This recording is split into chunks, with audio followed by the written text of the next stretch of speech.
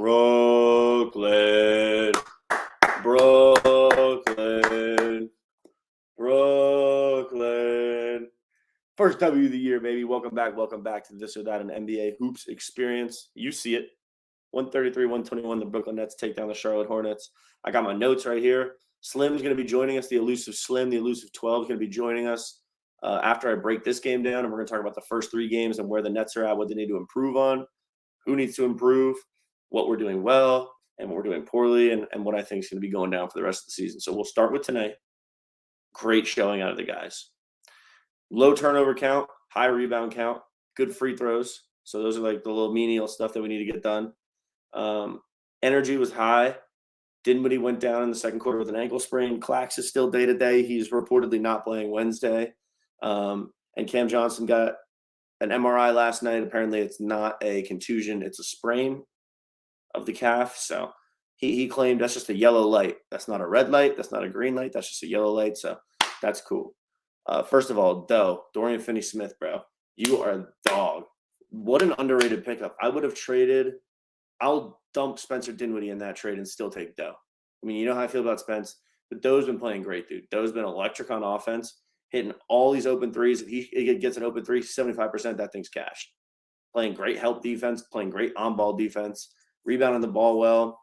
Today he was 7 for 12, 4 and 9 from 3. Dinwiddie, Dinwiddie is so fucking trash. I can't stand Dinwiddie, dude. If this is your first time listening, I'm not a hateful cat, but Dinwiddie needs to go.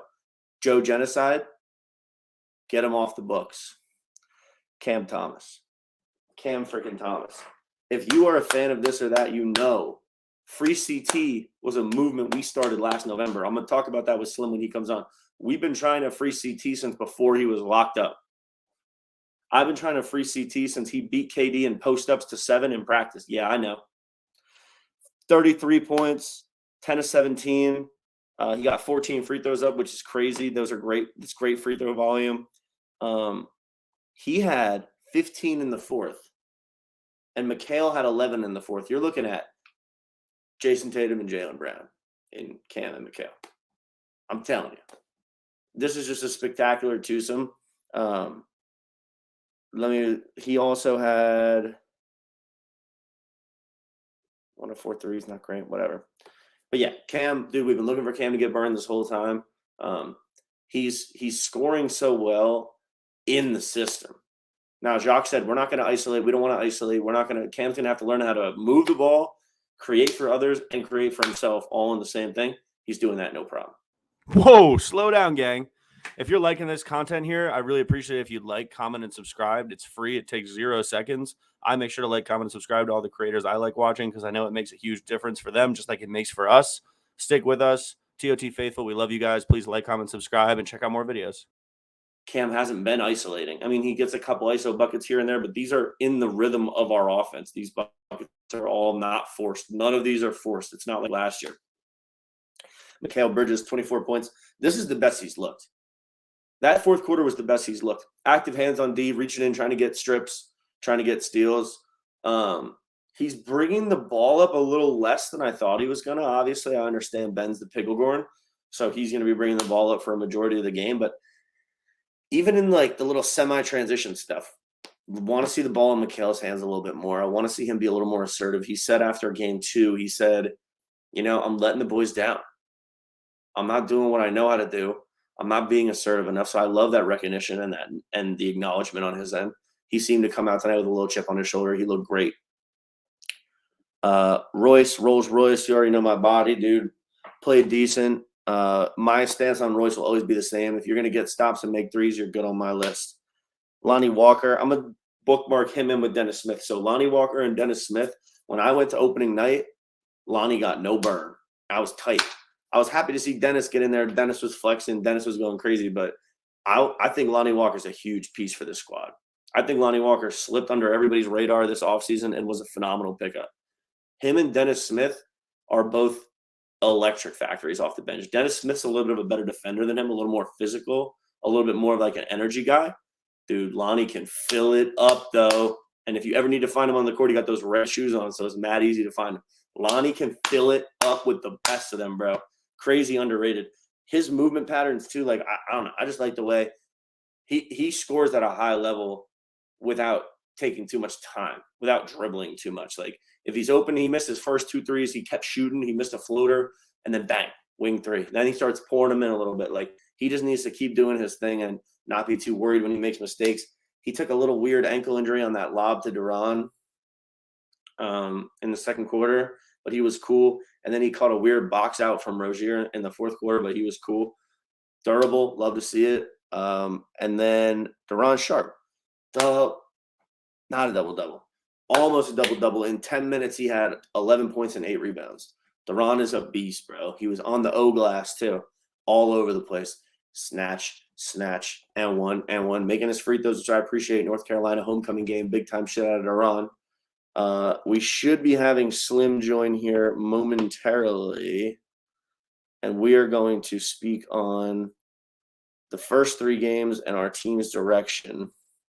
But before we do that, I just want to say about tonight, we contained. We gave up a lot of points, but we scored more than we gave up, so we won. Basketball is simple when you break it down to a level. Who's going to score more points? Who's going to get more stops? Like, I understand you could get into the weeds about everything, but if we're going to win a game, we're going to win a game. Hornets, I know they're not the best team, but they're NBA players, bro. You still got to make the shots that they're not defending well. So I was happy to see that out of us. Jacques needs to figure out these rotations.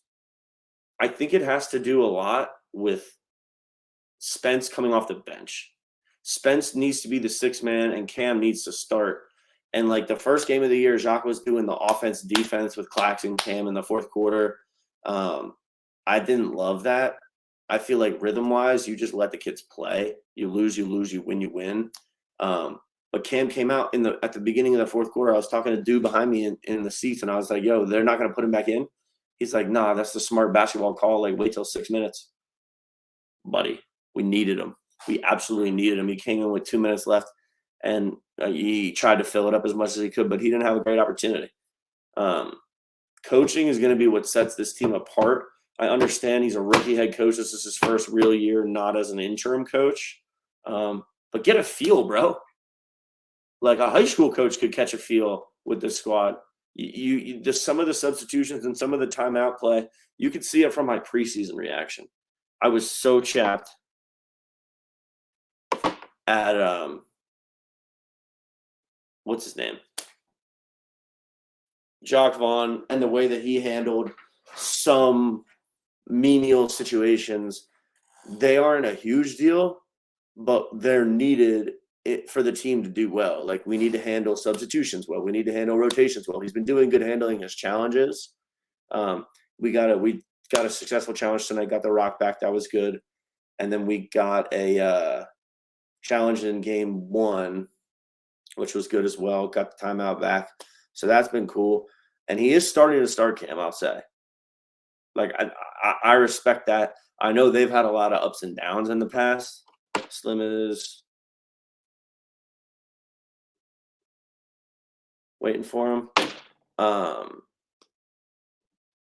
Yeah, I know they've had a lot of ups and downs in the past. There was a lot of politics stuff going on in the background, and that's not my business. I wasn't there. But Gilbert Arenas said it best. Your best player is on the bench. Do you want to win games or lose games? You break it down real simple like that. Him and Mikal is Jaylen Brown and Tatum. I'm telling you. And I understand defensively it's not the same, but Mikal's so long and Cam's so springy and scory. The way that he picks apart defenses and he gets to his spots, he's so physical. He's a lot stronger now than he was. And he weaves his way through the lane. And if he's taking a pull-up jumper, what's one thing, youngins? Answer real quick before I say it. The one thing he does well is squares his shoulders up. He'll turn in and boom, he's faced up with the rim. Both shoulders square. He'll get a floater and he'll be turning his body like right to left. Boom. His chest is up and he's squared to the rim.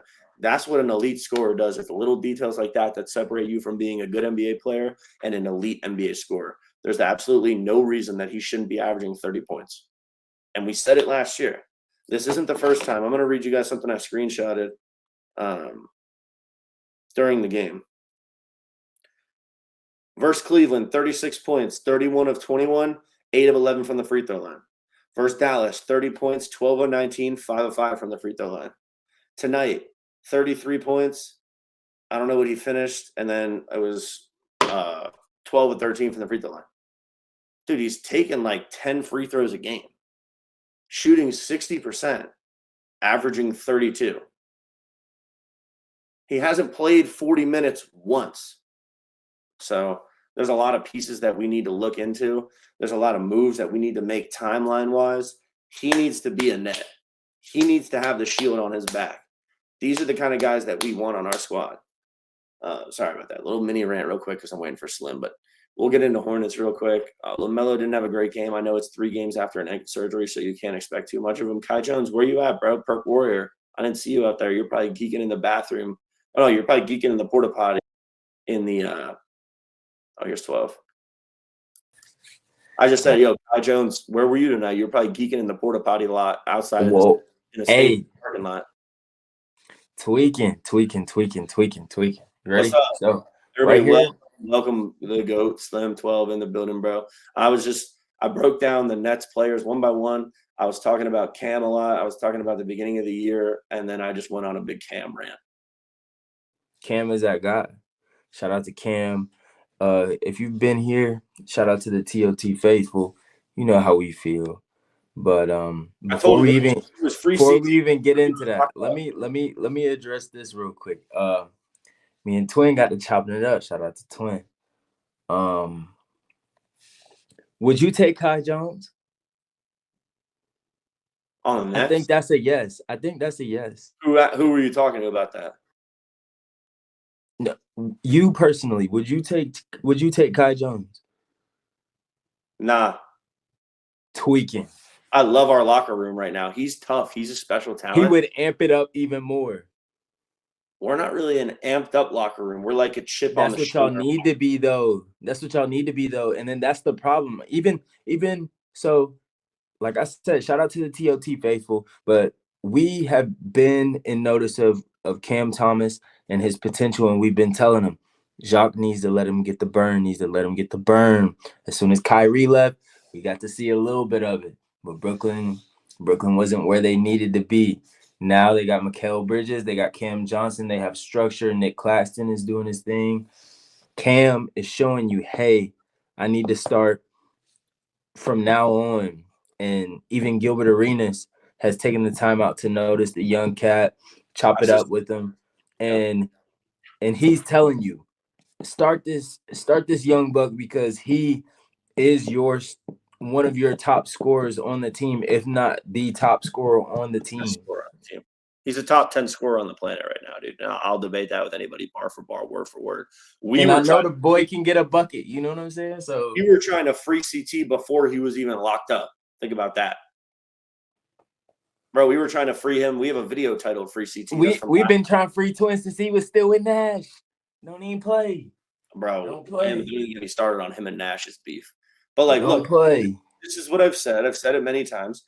He's the kind of guy that you give 25 minutes and he will score 30 points. 1 + 1 = 2. If he plays 25 minutes, he will score 30 points. Period. ASAP. Dude gets to his go get it too. He gonna go get a bucket. That's why I said he helps them out in transition in so many ways, you know, and can play pretty good defense. You know what I'm saying? So he played decent defense tonight. He definitely bulked up a lot in the offseason, so he's a lot stronger than he was last year. But I just brought this up. He's bringing the culture of get to the free throw line. He got to the free throw line 11 times in the first game, 5 times in the second game, and 13 times tonight.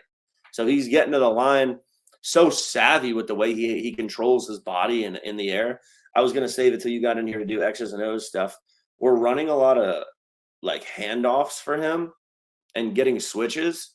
And he's pulling the switch out. Like, he'll get down to the free throw line extended. He'll pull the switch back out.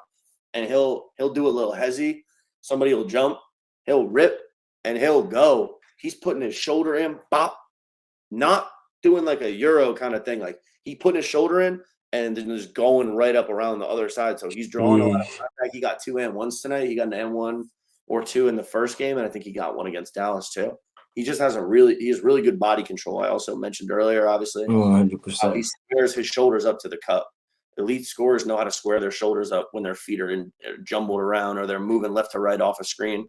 There was one play today. He came off a double screen up top, and he kind of like took one step, slashed back, and he was coming left to right across the free throw line extended, and he jumped with his feet turned.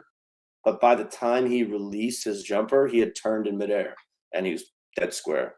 So he's very tough.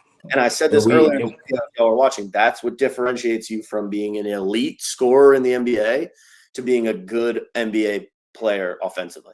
That 100%. Is level scoring. It's the little minute details. Sorry. I could go all day about this dude. We've been talking. Talk. We've been talking for like 5 minutes before you got in here, bro. We've just been talking about this for over a year. Nobody's dropped the Cam Thomas rap bar yet. Where is it? What did I say last year? Yeah, TOT might have to drop a track about it, dude, because this is what I was talking about last year. Where is the bars at? Somebody put scoring like Cam Thomas in a song. Yeah. So in full summary, I know I was mid Hornets talk when you hopped on. The Hornets are decent, dude. They're 1 and 2, but they're trash at the same time. Miles Bridges is a fuckhead, but they definitely miss him in between the lines.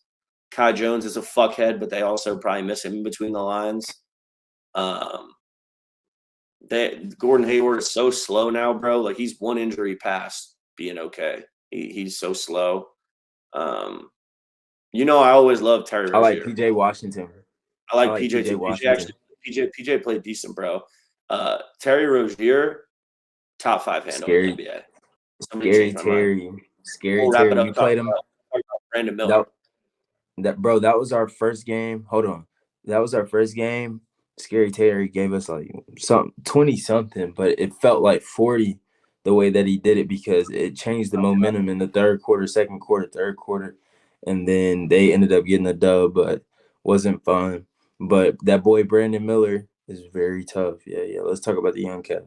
Terry Rozier takes and makes tough shots. Brandon Miller is poised. Brandon Miller is confident with his dribble, confident with the shots he puts up. He's a good passer. There was a couple dimes he threw, not like a behind the back, off the backboard lob, but like a good solid pass. It's the right basketball play instead of trying to get his. He looks better than Scoot. I just think it has to be said. Scoot looks like he's seeing ghosts out there. Brandon Miller looks decent. I already touched on this earlier. It's tough having you hop on now. I want to talk about everything again. LaMelo with the sprained ankle, or not the sprained ankle, I'm sorry, with the ankle surgery. It's his 3rd game over the summer. Oh, yeah. It's his 3rd game back, so I'm going to cut him some slack. It's cool.